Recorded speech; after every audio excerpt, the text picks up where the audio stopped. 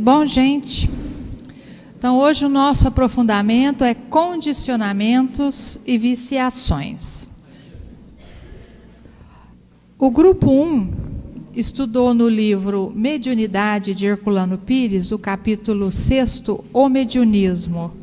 Quem que é o grupo 1?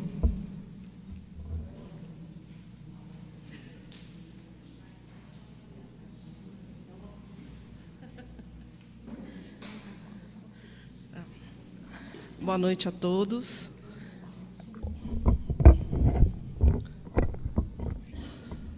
Como foi dito aqui pela Silvia, a gente estudou mediunidade, o mediunismo. Mediunismo é a expressão criada por Emmanuel, que é ligada geralmente à forma primitiva de mediunidade, ligada às religiões africanas e seus sincretismos. Qual que é a diferença entre mediunidade e mediunismo? Mediunismo aceita os fenômenos e seu sentido e natureza. Não havia reflexão e nem podia haver reflexão, simplesmente se aceitava. A mediunidade, ao contrário, é o mediunismo desenvolvido, racionalizado e submetido à reflexão tanto religiosa como filosófica. E também existem as pesquisas científicas necessárias ao esclarecimento desses fenômenos. A mediunidade, por muito tempo, foi marginalizada por todas as religiões, sendo reconhecida somente pelo Espiritismo, onde se reconhece o seu valor para a vida humana na Terra e o futuro no mundo espiritual. Houve muitas indagações, no nosso grupo, que como hoje o ser humano ainda procura esse tipo de religião, esse tipo de explicação. É porque, infelizmente, o ser humano tem uma ligação muito grande ao materialismo, sem consciência nenhuma moral das práticas mediúnicas, de mediunismo nessas religiões. A gente vai citar aqui os ramos de mediunismo, que é a Umbanda, a Quimbanda e o Candomblé. Existe uma parte muito interessante, que é a definição de macumba. O que é macumba, É um instrumento de sopro, geralmente de bambu, que se toca para chamar os espíritos do mato.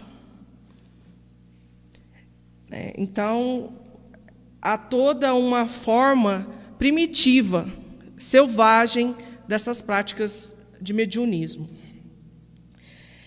Essas práticas sincréticas, porque houve o sincretismo muito das religiões cristãs e das religiões das próprias tribos dos continentes onde foram instalados esses africanos.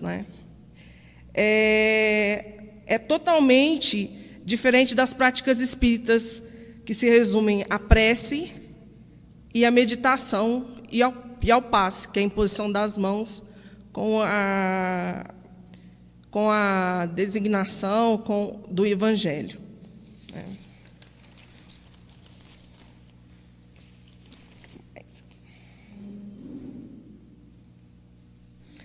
É importante dizer que o Espiritismo é um conceito de Kardec, que é usado erroneamente por médicos, por estudiosos, ligando essas demais religiões, essas demais práticas, ao Espiritismo de Kardec, denominando elas também como Espiritismo.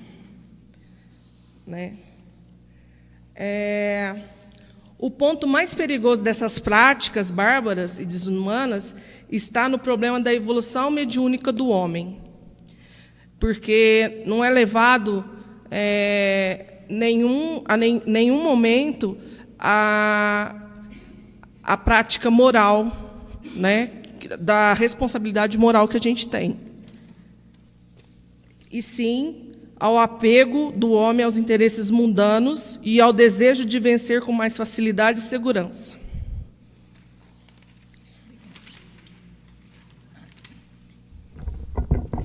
Então, o que é que a gente estava... Por que a gente trouxe esse texto a respeito do mediunismo nos condicionamentos e viciações?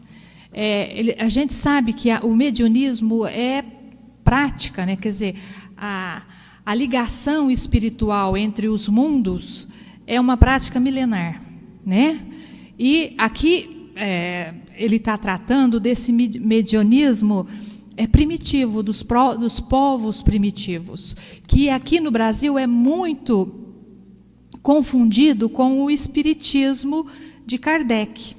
Então, ele fala que a gente não está julgando e nem condenando essas outras religiões, essas religiões africanas. Mas a gente está... o texto ele fala que a gente tem que ter um olhar crítico a respeito desse culto primitivo, do abuso dele.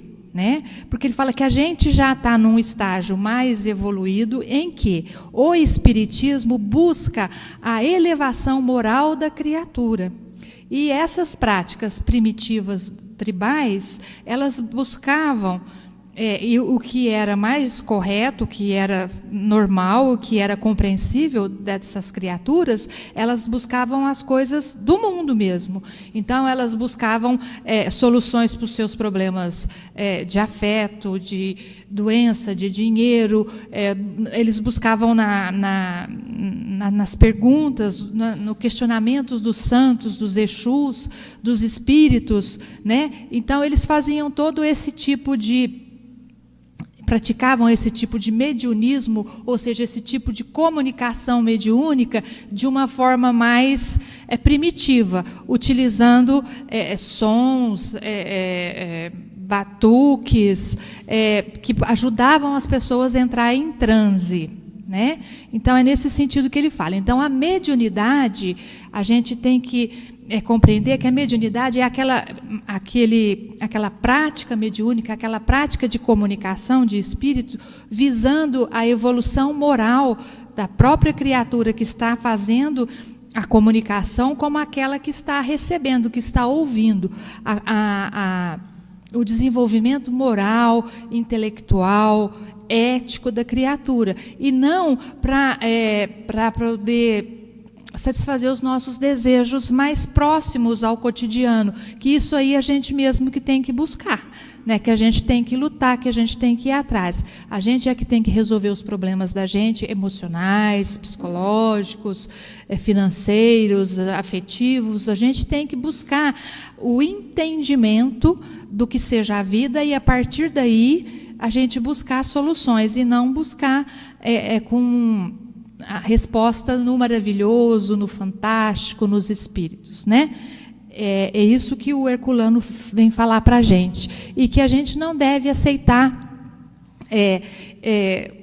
que chamem de espiritismo alguma outra religião, alguma outra prática que não seja dos códigos de Kardec, né? Que ele trouxe toda aquela codificação, os espíritos trouxeram. Então, isso é o espiritismo. A macumba, a umbanda, é centro de terreiro, mesa branca, espiritismo de mesa branca. Isso não existe. Espiritismo é aquele que o Kardec trouxe, né? O terreiro de umbanda do Preto Velho é outro conceito. Então, não é espiritismo. O espiritismo é espiritismo de Kardec. Então, ele fala isso. E por que ele vem falando assim que a gente não deve aceitar esse mediunismo, essa busca primitiva? Porque a gente já deu um passo além. A gente já tem que... a gente já está ansiando e buscando o espiritual, o psicológico. Então, se a gente vai buscando essas coisas materiais e fazendo oferendas, a gente está fazendo um retrocesso ao nosso psiquismo. E isso pode trazer dificuldades para a gente. Certo? O grupo 2, mediunidade sem lágrimas. O que faz um médium fracassar? Eliseu Rigonati. Quem é o grupo 2?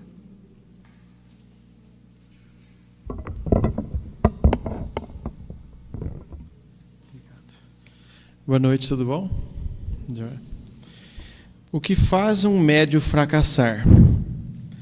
Do livro dos médiuns, de Allan Kardec, retiramos as 10 seguintes causas que levam um médium ao fracasso. São elas: falta de análise das comunicações, leviandade, indiferença, presunção, orgulho, suscetibilidade, exploração, egoísmo, inveja e os elogios. Falta de análise das comunicações. Dá margem aos espíritos mistificadores. A leviandade é própria dos médiuns que usam sua mediunidade para futilidades. A indiferença. Médiuns que não procuram melhorar seus procedimentos e não tiram proveito dos conselhos dos espíritos protetores. Acabam sendo abandonados por seus protetores, pois não trabalham sua reforma moral. Presunção. Traço dos médiuns que julgam receber somente comunicações de espíritos elevados. Orgulho. Pensam valer mais do que os companheiros e nada precisam aprender. Suscetibilidade. Demonstram possuir excessivo amor próprio. Estes melindram-se com facilidade quando são analisados. Ressentem-se por qualquer motivo. Exploração da mediunidade. Traz gravíssimo fracasso. Este médium desvirtua sua finalidade. Egoístas. Usam a mediunidade somente em proveito próprio. Os espíritos do bem evitam estes médiuns. Inveja. Defeito dos que ficam despeitados quando outros médiuns produzem mais e melhor. Elogios. Um médium nunca dará ouvidos a elogios. O elogio desperta nosso orgulho. Os homens e espíritos superiores dificilmente elogiam, e quando o fazem, é com palavras de estímulo que nos revelam, e muito, que ainda falta trabalhar. As causas do fracasso residem dentro do médium. É necessária a máxima vigilância para evitar efeitos maléficos. Ficou uma questão muito discutida no grupo, que foi a respeito da suscetibilidade, que ele comenta sobre o excessivo amor próprio. E aí o pessoal ficou conversando a respeito, será que o amor próprio não é bom? Será que o amor próprio é ruim? E aí surgiu o comentário de que esse amor próprio seria excessivo, e aí isso tornaria soberba, alguma coisa desse tipo. Você pode falar um pouquinho? Ele falou em demonstram possuir excessivo amor próprio. Estes médiuns melindram-se com facilidade quando são analisados. Ressentem-se por qualquer motivo. Certo. Aqui, ó, na suscetibilidade. Uhum.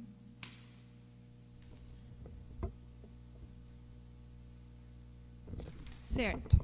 Então, esse amor próprio é exagerado. É lógico que quando ele vai falar nisso, a gente precisa ter mesmo um amor próprio. A gente tem que saber o valor que a gente tem, o que a gente estuda, o que a gente busca, mas a gente tem que estar aberto a ouvir outras criaturas e, a partir daí, analisar-se. Então, se ele tem esse excesso, ele não consegue nem ouvir o que o outro está falando, para que ele possa depois fazer uma autoanálise.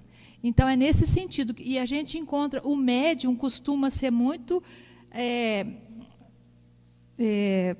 suscetível mesmo a essas críticas.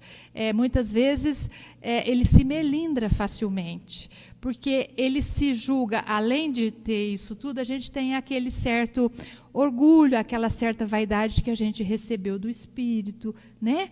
Então, o médium precisa ter esse cuidado de não se deixar levar diante da...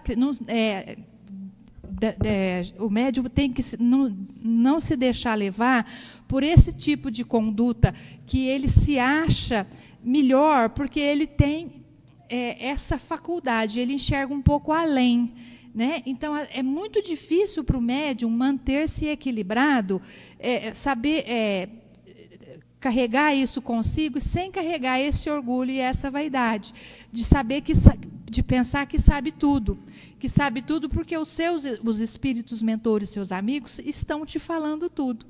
Então, às vezes, por isso ele carrega essa maior confiança em si próprio, que às vezes não permite que ele ouça as críticas sem se ferir e tenha depois uma análise crítica a esse respeito, e que possa fazer um diálogo, uma troca a esse respeito. Assim que eu entendo o que foi falado. Então, é óbvio que o amor próprio ele é importante. A gente precisa saber o que a gente é, o que a gente tem, o que a gente sente, mas a gente tem que aprender a ouvir o outro, porque, de repente, é uma visão muito própria da gente, que a gente precisa fazer uma troca, precisa acrescentar, buscar, para poder enriquecer o que a gente já é, né? Foi isso assim que eu entendi. Se alguém entendeu de uma outra maneira e quiser falar alguma coisa, certo? Então, isso que ele falou vai se entrar na categoria aqui das viciações, as viciações morais, né, gente? Porque os vícios materiais a gente já vem falando, e os morais também, né? Então, isso também faz o médium cair. Esses vícios morais são mais difíceis de tirar de dentro da gente. Eu lembro uma vez que eu participei de uma reunião de neuróticos anônimos. E um senhor foi dar... É do mesmo esquema do Alcoólicos Anônimos. Então, o senhor foi dar o seu testemunho lá. E ele participava dos neuróticos anônimos, ele tinha um desequilíbrio, um problema lá, emocional qualquer, e era alcoólatra também. E ele falou assim e ele já estava sóbrio há quase 20 anos, e ele não conseguia o equilíbrio emocional dentro daquele grupo de neuróticos anônimos, porque ele disse assim: quando eu fui parar de beber, eu me enfurnei na beira de um rio. Eu fiquei lá 15 dias na beira do rio, acampado, e não levei bebida, não levei nada. Sofri, tive tremores, tive toda aquela dificuldade, mas não tinha nada para eu beber ali. Não tinha. Eu fiz isso, eu consegui. Então, eu me isolei e consegui passar por essa fase primeira. Agora, para eu me libertar desse desequilíbrio emocional, desse desequilíbrio ético, moral que ele sentia, que ele achava que devia modificar, ele fala: onde que eu vou, eu carrego ele. Então, não adianta eu ir na beira do rio, não adianta eu ir na montanha, não adianta eu ir em lugar nenhum, que eu estou carregando esse desequilíbrio. Então, é a mesma coisa, essa viciação moral, orgulho, a vaidade. Onde a gente vai, a gente está carregando ela. Então, a gente tem que fazer esse trabalho diferente. É muito mais difícil a gente deixar esses vícios morais e modificar, não deixar, mas modificar esses vícios que a gente julga vícios morais, né? Transformá-los em qualidades, do que os físicos, né? O cigarro, a bebida, a comida. Então, não que seja tão fácil assim, mas é mais fácil, é mais palpável a gente ver isso. Então, está aqui entre os vícios. Então, vamos prestar atenção nesses vícios que a gente carrega, esses da comida, da bebida, e esses morais. Pois não.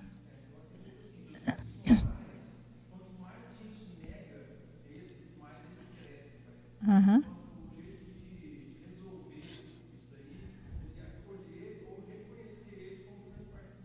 Isso. Aham. Se eu negar e disser que eu não sou assim, ele vai ficar maior. Aham. Isso. Aí entra aquela suscetibilidade que você falou. Se dentro do meu grupo alguém comenta comigo alguma coisa que está percebendo em mim e eu não aceito nem ouvir o que a pessoa está falando, então eu não estou reconhecendo e nem estou tentando modificar, nem elaborar essa dificuldade que eu tenho. Então, por conta disso que ele entra aí nessa dificuldade, né? Vamos agora ao grupo 3, Enfoques Espíritas, Viana de Carvalho, Divaldo Franco, Escolhos da Mediunidade.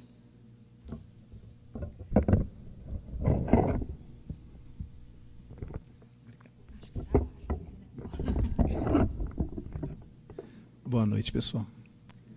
Bem, eu falarei, né, em nome do meu grupo, Escolhos da Mediunidade. Primeiramente, né, acho que foi uma dúvida que ocorreu a todos do grupo, o que é escolho, né?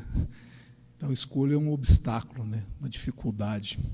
Então, os escolhos da mediunidade são os obstáculos da mediunidade. Primeiramente, a gente quis definir o que é mediunidade, ou chegar próximo, né, para iniciar, definir mediunidade num Cohen, parece meio estranho, mas tem na parte do texto tem uma frase interessante que define, né, que fala que a mediunidade ela começa numa vida, né, numa reencarnação, e vai alcançar a sua plenitude somente em outra, né? Então, ela é muito complexa e, por isso mesmo, muito importante. E a mediunidade, ela requer cuidados e metodologias especiais para exercê-la entre nós, espíritas, né? Porque, como diz o texto, a mediunidade ela possui diversos escolhos, ela possui diversos obstáculos que atrapalham a mediunidade. Dentre esses obstáculos, né, a gente enumerou alguns aqui. Primeiro, tem uma coisa que atrapalha muito o espiritismo, são as demonstrações teatrais fantásticas, né, de alguém que, quando baixa um espírito, né, isso, tem gente que faz um show particular, e isso é um escolho, né, é um obstáculo à mediunidade. Também, o segundo item que a gente elencou aqui é a natureza moral, né? A natureza moral do médium, ela é um escolho da mediunidade, porque ela é consequência direta do estado evolutivo do médium. Então, se ele tem um estado evolutivo baixo, ele vai atrair pela sintonia espíritos baixos, né? Isso é uma grande dificuldade, né? É um grande atrapalho. E são os de natureza moral, eles são os mais, o obstáculo, né, os escolhos, no caso, são os mais difíceis de se erradicar, porque eles estão ligados diretamente ao espírito do médium. Caráter educacional é também um outro obstáculo, né? O que é o caráter educacional? É o médium que não estuda, que não aprende, o que a gente aprende aqui no Cohen, o que os espíritas aprendem. Ele não estuda, ele está senhor de si. Então, isso é um grande obstáculo para a evolução mediúnica dele. E também os excessos de cama, mesa e banho, que a gente brincou lá, mas os excessos físicos, né? Na alimentação, na bebida e tudo mais. E como você falou do amor próprio, né? Tudo que é excesso ele acaba atrapalhando. A gente estava falando em relação à preguiça, né, no nosso grupo, eu falei também, o excesso de trabalho também atrapalha, né? Eu acho que o médium ou o espírita, né, nós vamos ter o equilíbrio. O equilíbrio eu acho que funciona bem. Para se livrar, para livrar a mediunidade desses escolhos, desses obstáculos, né, os autores passam algumas soluções, né? Primeira, é disciplina do médium, disciplina mental, moral e física, tá? Através dos seus pensamentos, através dos seus atos, através do estudo, da prece e principalmente da caridade, né? É o grande diferencial, é a grande válvula de evolução para a mediunidade, a caridade. É uma das essências da doutrina espírita, certo? E para o final, ele retorna para falar dos escolhos, né, dos obstáculos. Ele cita a obsessão. Ele cita a obsessão como o principal, né, o principal obstáculo para a evolução da mediunidade, né? Porque ela vem, como todos os escolhos de natureza moral, ela vem impregnada na alma, né? O médium, ele já traz alguns defeitos, né? Algumas coisas de outras vidas. Então, ela já vem impregnada, né? Essa é mais difícil de tratar. E também, como remédio, ele apresenta, né? Os autores apresentam, o melhor remédio para tratar a obsessão também é a caridade, trabalho e as forças para o bem. É só isso. Obrigado.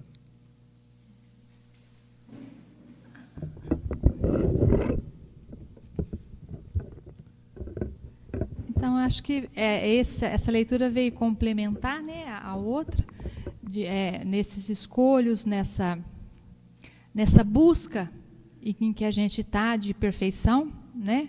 Quando a gente fala perfeição, não é que a gente seja perfeito, é que a gente está à procura né? Procura de se melhorar. E esse é o principal objetivo do Espiritismo, né? Não é só se comunicar com espíritos, não é buscar notícia, não é fazer o maravilhoso fantástico, não é fazer o teatro, nada disso. É saber por que a gente está aqui, de onde a gente veio, para onde a gente vai, qual a nossa destinação. É isso que o Espiritismo traz para a gente, essa evolução moral. Então, a gente buscando isso, a gente está num caminho melhor. Mesmo que a gente tenha todos esses defeitos, todas essas indisciplinas, mas a gente já está, igual o nosso companheiro falou, a gente já está consciente. Eu tenho isso em mim, mas eu não quero mais isso em mim. Eu gostaria de modificar. No momento eu ainda não estou conseguindo, mas eu estou a caminho de modificar, transformar e elaborar tudo isso, que eu não gosto em mim, que eu acho que não está legal, né? Porque tem muita coisa também que a gente nem vê ainda, que a gente tem, né? A gente nem percebe. Aí, a hora que você consegue tirar um pouco essas dificuldades, esses defeitos, você passa a enxergar outros que até então você não sabia que tinha. Então, essa é a nossa busca, é caminhar passo a passo. O grupo 4 também vai estudar os enfoques espíritas, Espiritismo e Rituais, Viana de Carvalho, Divaldo Franco.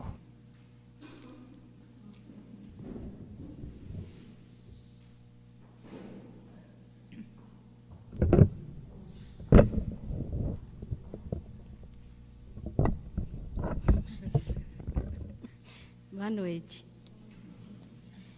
A gente estudou Espiritismo e Rituais.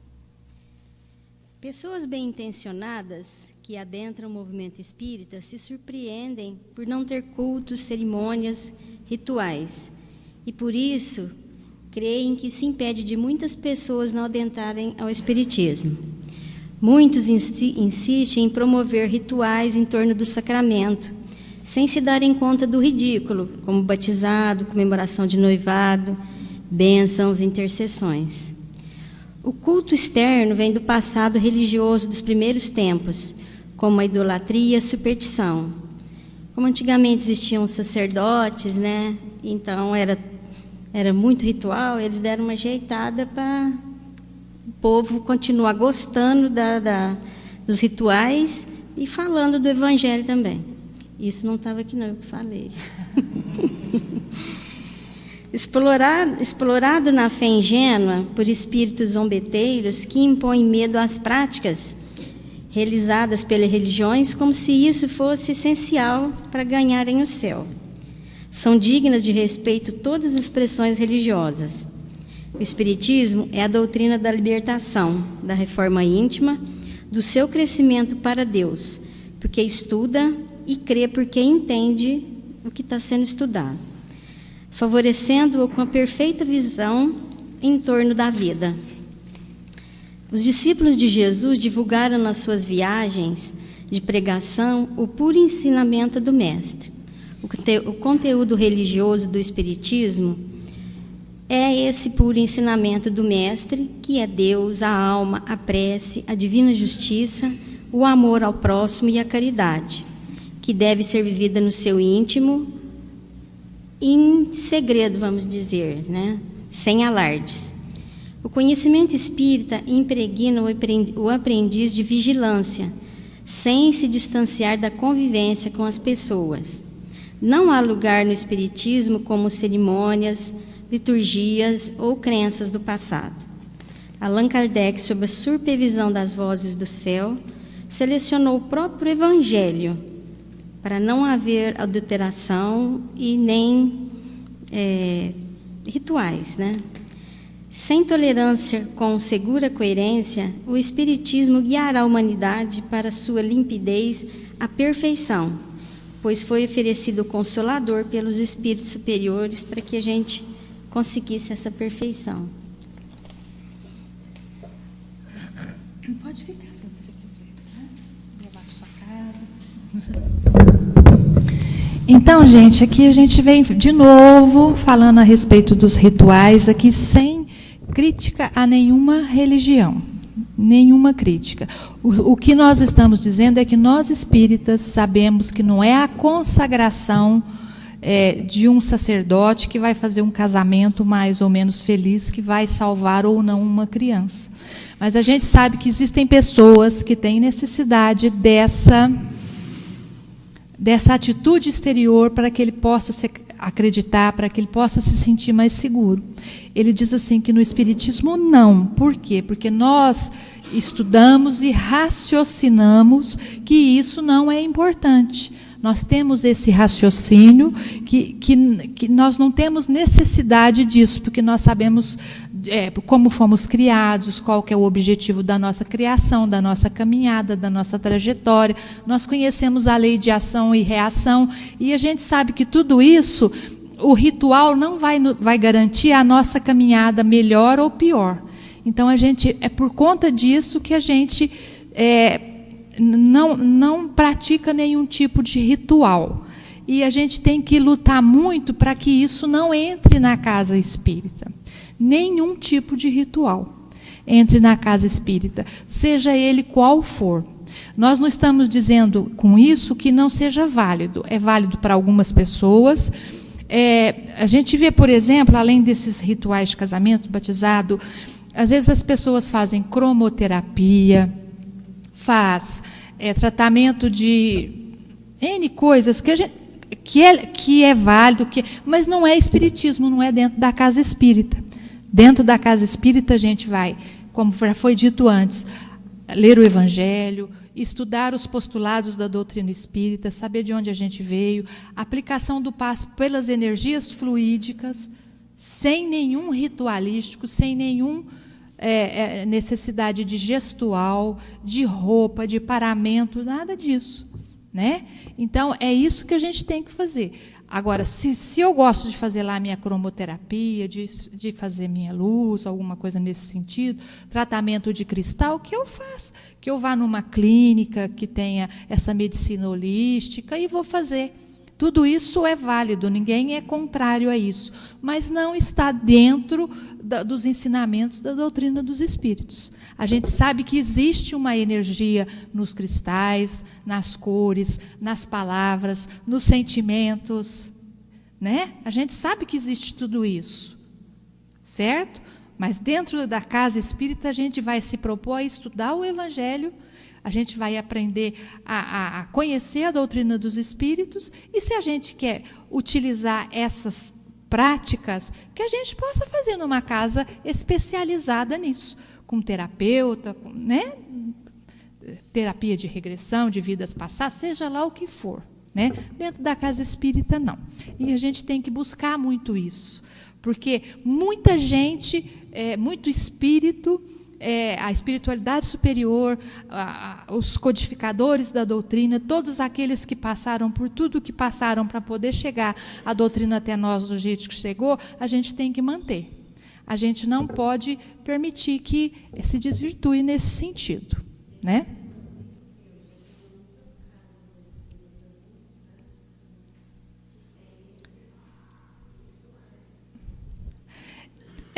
Igual eu estava falando, a gente não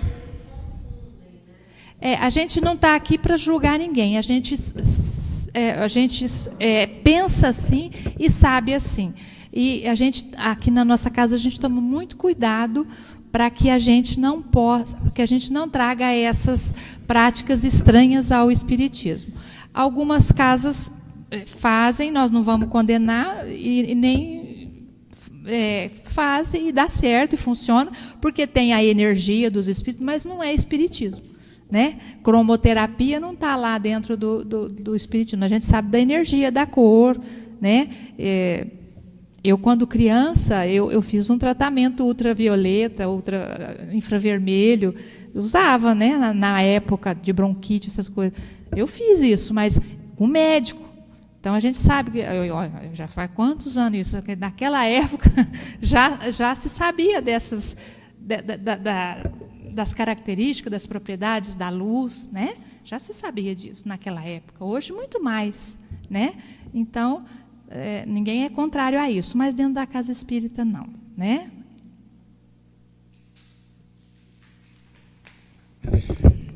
Enfoques Espíritas, Grupo 5, Viana de Carvalho, Divaldo Franco, Esquisitices e Espiritismo.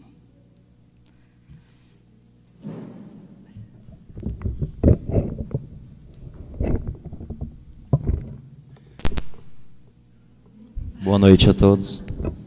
Estou dando choque em tudo ultimamente. Bom, inclusive o nosso trabalho aqui é Esquisitices e Espiritismos, e vou, na verdade, falar de um pouco de cada um, que o Divaldo ele fala de tudo um pouco, e também disso, de que até mesmo os espíritas, eles estão sujeitos a esses desvios. Às vezes, muitas vezes, inclusive a maioria das vezes até, sem querer. Às vezes pensando no bem das pessoas, tentando, às vezes, divulgar, né? Ele comete essas esquisitices. São palavras do Divaldo. Ele chama isso de esquisitices. O que seriam essas esquisitices? Seria um sensacionalismo, que às vezes até mesmo os espíritas cometem, né? Às vezes o sensacionalismo que a própria mídia, que os jornais, as revistas também promovem, né?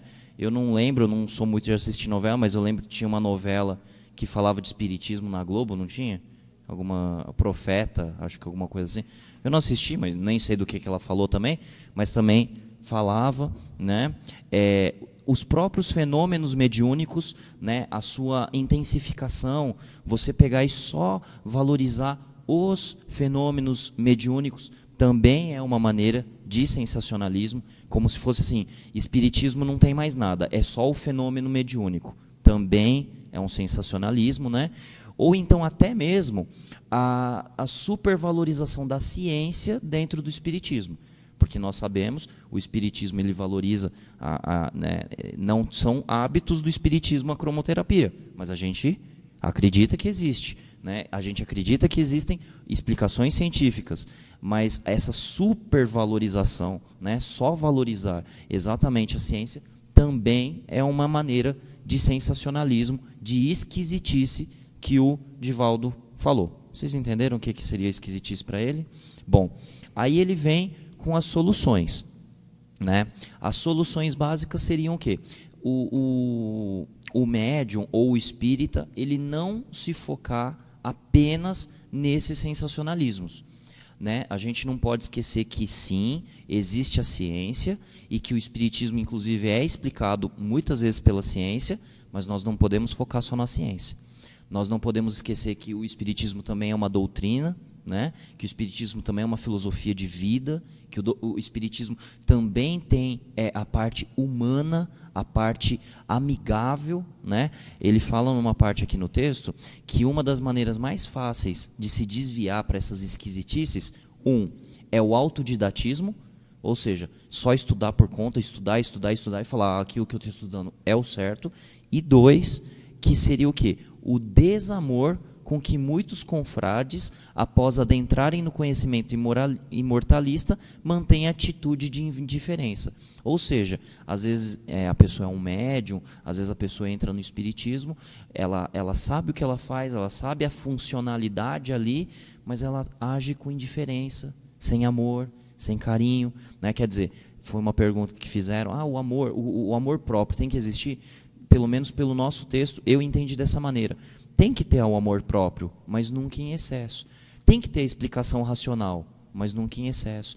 Tem que ter a filosofia de vida, mas nunca em excesso. Quer dizer, o Espiritismo, a conclusão do próprio Divaldo, é um eterno estudo que a gente sempre tem que estar muito, muito ligado, muito esperto, para nunca deixarmos esquecer nenhuma das ramificações, nenhuma das etapas.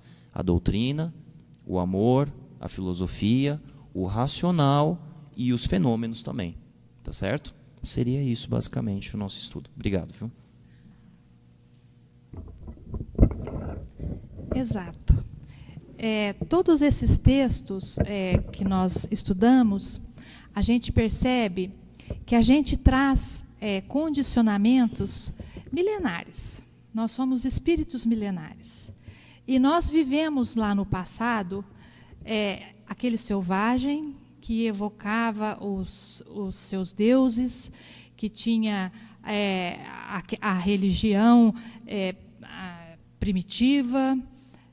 Depois nós passamos, todos nós, a grande maioria de nós aqui, que somos cristãos, certamente fomos católicos, freiras, padres, ativistas católicos, lá pelas idades médias e por aí afora. Eu fui nessa vida mesmo, né, católica, batizada, crismada, todas essas coisas. E todos esses rituais, eu passei por isso porque eu sou de família católica. Me foi ensinado pelos meus pais essa religião. Então, a gente traz condicionamentos. A gente traz esses condicionamentos. E quando a gente vem para a doutrina dos espíritos, a gente vem carregando esses condicionamentos. Né? Então, às vezes, a gente traz um pouco da nossa religião, cada qual traz um pouquinho do seu condicionamento religioso para a doutrina dos espíritos. Então, a gente tem que tomar esse cuidado de não deixar misturar, fazer esse sincretismo, né? É nesse sentido. E agora, esses condicionamentos, na prática mediúnica, vamos falar especificamente disso, a gente também condiciona na prática mediúnica porque a gente viu, porque a gente assistiu, porque a gente foi numa sessão mediúnica e viu um médium que fazia assim, fazia assado, e muitas vezes a gente começa a ter atitudes semelhantes a esses médiums, né? Então, o que seriam esses condicionamentos? Quando o espírito se aproxima do médium, o médium se põe a fungar muito alto, bocejar muito, abrir a boca várias vezes, né? Aquele bocejo imenso, tudo isso aí é um condicionamento, né? Porque a gente sente mesmo um primeiro impulso de bocejar. Mas, da mesma forma, quando você está assistindo uma palestra, quando você está conversando com uma pessoa, você não vai bocejar na frente de todo mundo, né? Você segura a boca um pouquinho, segura, né? E não, aí assim também é lá na reunião mediúnica, você não precisa abrir a boca e fungar, né? Fazer aquela respiração ofegante, o coração acelera mesmo, né? Mas você vai respirando sem menos barulho, né? Na hora de aplicar o passe, não há necessidade de barulhos, de nada disso, né? Então, esses condicionamentos que a gente vai pegando na prática mediúnica, a gente precisa ir largando isso. É normal. O coração disparou, fiquei mais ofegante, respiro sem fazer tanto barulho, para não incomodar o companheiro do lado, porque às vezes o companheiro não consegue nem se concentrar devido ao barulho que eu faço, né? Então, descondicionando tudo isso. Né? É natural, o espírito se aproximou, a gente tem todas essas sensações fisiológicas que são passageiras e a gente tem que aprender a contornar essas sensações físicas. E também tem alguns condicionamentos dos médiuns, por exemplo. O espírito nem bem chegou, o doutrinador fala 2 palavras, o espírito já fala assim, bom, então eu já vou embora, porque... Então, na verdade, o espírito não está indo embora. É o médium que já falou, não, então tá bom, já falou, chega, estou indo embora. Ou então o espírito dorme. Tem muito médium que o espírito dorme, todos os espíritos dormem. Né? São condicionamentos. Ele viu isso em algum lugar e acaba fazendo esses condicionamentos. Então, a gente tem que tomar cuidado. Né? A mediunidade é uma faculdade difícil mesmo de se trabalhar. Então, a gente tem que estar sempre estudando e sempre buscando melhorar isso. Se eu tenho esse condicionamento, de falar, não, tá bom, chega, não precisa ficar falando mais, que eu já vou embora. Né? Então, o espírito já faz 500 anos que está lá no umbral, querendo vingança. Aí chega aqui, fala 2 palavras, meia dúzia de palavras, tá bom, já vou embora. Ou então, né, chora. Então, a gente percebe que não é sempre assim. Não estou dizendo que às vezes ele não pode ser, que ele não é, às vezes, convencido. Mas não é tão facinho assim, né, gente? Porque senão era fácil. Então, todo mundo vinha no centro espírita, dava 2 conversinhas e ia embora. Então, não é assim. O ser humano é muito mais complexo. Né? E o médium, ele tem que também saber isso, e o doutrinador também tem que saber isso. E a gente se livrando desses condicionamentos que a gente tem. Porque a gente viu alguém fazer assim, então a gente acha que é assim que tem que ser, acaba fazendo.